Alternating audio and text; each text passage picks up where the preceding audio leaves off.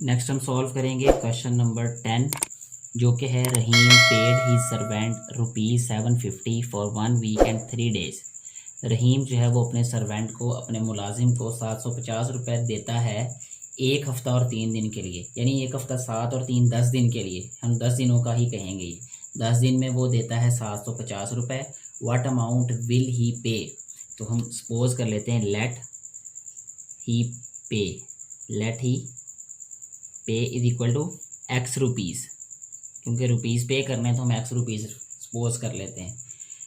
He pay him for a month of 30 days, यानी 30 दिनों के लिए वो कितने पैसे अदा करेगा। इसको सॉल्व करने के दो तरीके हैं। एक तो बेटे ये है कि यूनिटरी मेथड से भी हम इसको सॉल्व कर सकते हैं कि सबसे पहले हम ये फाइंड करें कि एक दिन के वो कितने पैसे पे करता है। 10 दिनों के वो 750 पे करता है, तो एक दिन के वो कितने पे करता है। फिर हम उसको जो एक दिन का आंसर आएगा उसको मल्टीप्लाई कर देंगे 30 से, तब भी आंसर सेम आएगा। क्योंकि हम डायरेक्ट और इन्वर्स प्रोपोर्शन से इसको सॉल्व कर रहे हैं तो हम इसी मेथड को लेके चलेंगे अभी।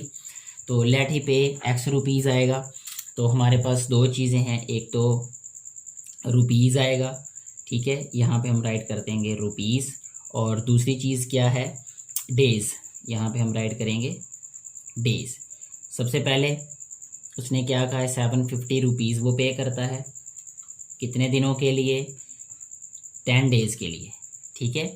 उसके बाद डेज़ कितने हो गए, 30, और हमने फाइंड करना है कि कितने रुपीज़ जो है वो पे करेगा। जो एक्स वाली वैल्यू है ये तो डायरेक्ट प्रोपोर्शन होगी, और देखें अगर 10 डेज़ में वो 750 रुपीज़ पे कर रहा है तो 30 डेज़ में वो ज़्यादा ही पैसे पे करेगा।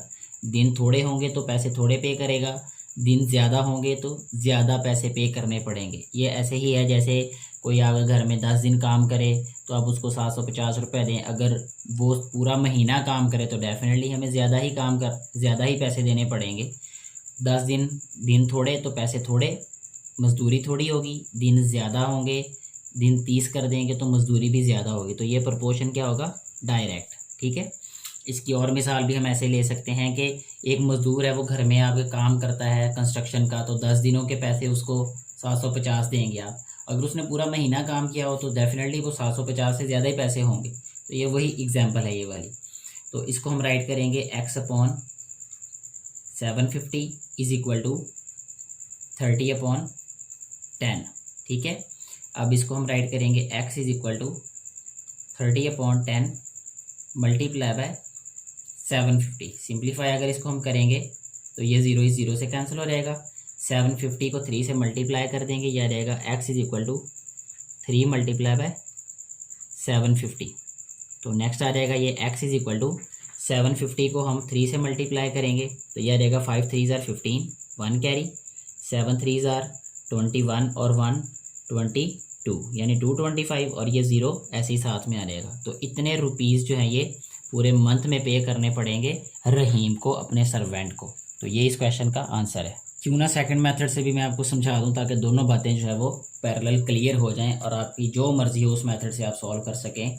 एग्जाम में जब क्वेश्चन आए ना, जब आपको कंडीशन इम्पोज करेगी इस तरीके से आपने सॉल्व करना है, तब आपके लिए आप बाउंड हो जाते हैं कि जी आपने ये वाला मेथड अडॉप्ट करना है। अगर वो कोई भी मेथड इम्पोज ना करे तो फिर आपकी मर्जी है, जैसे मर्जी आप क्वेश्चन को सॉल्व कर सकते हैं। तो अब सबसे पहले हम यहाँ पे राइट करेंगे रहीम पेड फॉर 10 डेज, क्योंकि 1 वीक और 3 डेज़ की बात की थी तो हम उसको राइट करेंगे 10 डेज़। 10 डेज़ में 750 रुपीज़ उसने पे किए, ठीक है। फिर हम यहाँ राइट करेंगे रहीम पेड फॉर 1 डे, ठीक है। 1 डे के लिए 10 डेज़ के लिए 750, तो 1 डे के लिए क्या हो जाएगा 750 डिवाइडेड बाय 10। इतने रुपीज़ वो एक दिन के लिए पे करेगा, तो वो हम सिंप्लीफाई करके देख लेते हैं, 0 के साथ 0 कैंसिल, तो 75 रुपीज़ जो है वो एक दिन के लिए पे करेगा, ठीक है। यानी डेली वेजेस पे अगर वो काम करवाए तो मतलब कि 75 रुपीज़ पर डे के हिसाब से वो अपने सर्वेंट को पे कर रहा है। We have to find how many rupees he paid for 30 days. तो नेक्स्ट हम राइट करेंगे रहीम पेड फॉर 30 डेज।